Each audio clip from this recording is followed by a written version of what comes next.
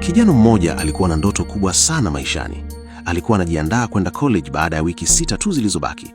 Lakini siku moja maisha yake yalibadilika kabisa baada ya kupata ajali wakati akiruka ndani ya ziwa kuogelea. Bakteria hatari ziliingia mwilini kupitia puani na kusababisha ubongo wake kuvimba vibaya. Alipona kifo kwa bahati, lakini sehemu yote ya chini ya mwili wake ikapooza kabisa. Kuanzia siku hiyo, maisha yake yakawa ya huzuni. Alilazimika kutumia wheelchair kila siku. Ndoto zake zote zikavunjika ghafla. Aliumia zaidi kuona wazazi wake wakiteseka kwa ajili yake. Badala ya kuwasaidia, alihisi kuwa mzigo mkubwa kwao. Mara nyingi alikuwa akitazama samaki ndani ya bwawa na kutamani angerudi kuogelea tena kama zamani.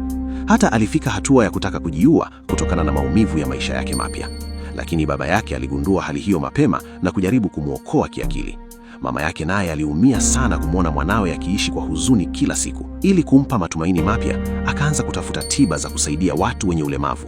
Ndipo alipopata taarifa kuhusu Animal Assisted Therapy. Baada ya muda mfupi, wakapewa nafasi ya kutembelea kituo maalum cha matibabu. Huko walikutana na watu wengi wenye matatizo mbalimbali wakitafuta matumaini mapya maishani.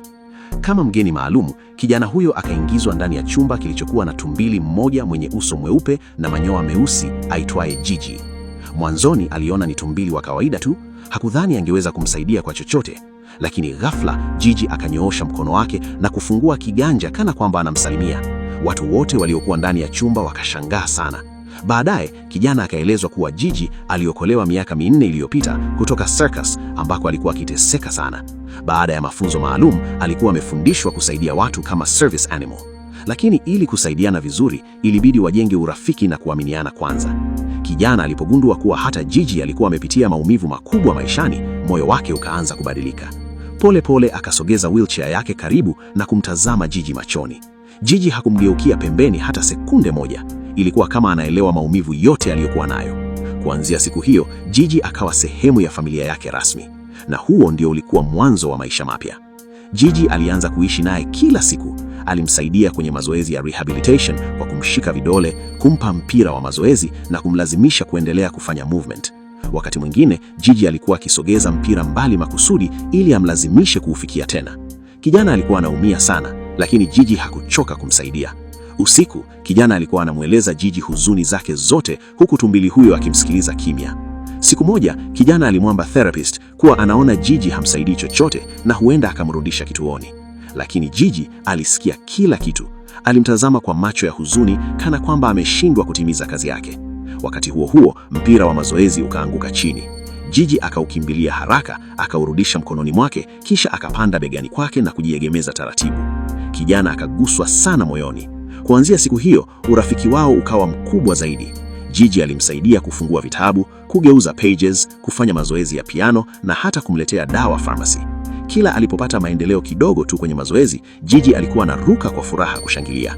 Pole pole, maisha ya familia hiyo yakaanza kurudi kwenye furaha. Nyumba iliyokuwa imejaa huzuni sasa ikaanza kusikika vicheko tena. Cha kushangaza zaidi, mwili wake ulianza kupata hisia taratibu. Siku moja walikwenda supermarket pamoja.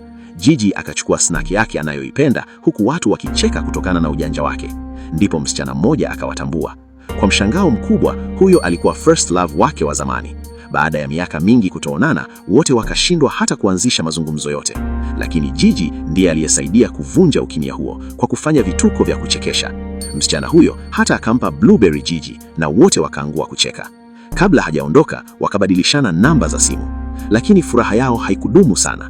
Mwanamke mmoja mwenye ushawishi mkubwa waliwafuata na kuanza kulalamika kuwa ni kinyume cha sheria kuingia na tumbili kwenye maeneo ya chakula. Alidai tumbili wanaweza kueneza magonjwa hatari. Mama wa kijana alijaribu kueleza kuwa Gigi ni therapy animal anayemsaidia mwanawe kupata uhuru tena. Lakini mwanamke huyo hakutaka kusikiliza. Siku iliyofuata, polisi wakafika nyumbani kwao. Baadaye wakagundua mwanamke huyo alikuwa kiongozi mkubwa kwenye kamati ya jamii Tennessee na alikuwa na nguvu kubwa sana. Akaanza kuwafungulia kesi nyingi pamoja na kutoa malalamiko kwa mashirika ya wanyama. Hatimaye, kikao maalum kikafanyika kuamua hatima ya Gigi. Kijana akaeleza mbele ya watu wote jinsi Gigi alivyobadilisha maisha yake na kumpa sababu ya kuendelea kuishi. Akasema Gigi si mwanyama wa kawaida, ni familia yake. Lakini mwisho wa siku walishindwa kesi. Mahakama ikaamuru Gigi aondolewe. Siku ya kuachana ilikuwa ya huzuni sana. Gigi alimkumbatia kwa upendo, akampisu usoni, kisha akaingia mwenyewe ndani ya cage kana kwamba anaelewa kila kitu. Baada ya hapo maisha yakawa magumu tena. Familia nzima ilikuwa na huzuni kubwa wakimkumbuka kila siku. Lakini siku moja bibi yake alileta gazeti lililoandika kuwa Capuchin Monkeys wanaruhusiwa kisheria North Carolina. Familia ikapata matumaini mapya mara moja. Wakaamua kuuza nyumba yao na kuhamia North Carolina. Na siku walipofika nyumba yao mpya, mbele yao akaonekana tena yule rafiki wao wa zamani. Gigi alikuwa amerudi tena maishani mwao. Kama umeipenda hii movie, kwa mwendelezo sehemu ya pili, comment next.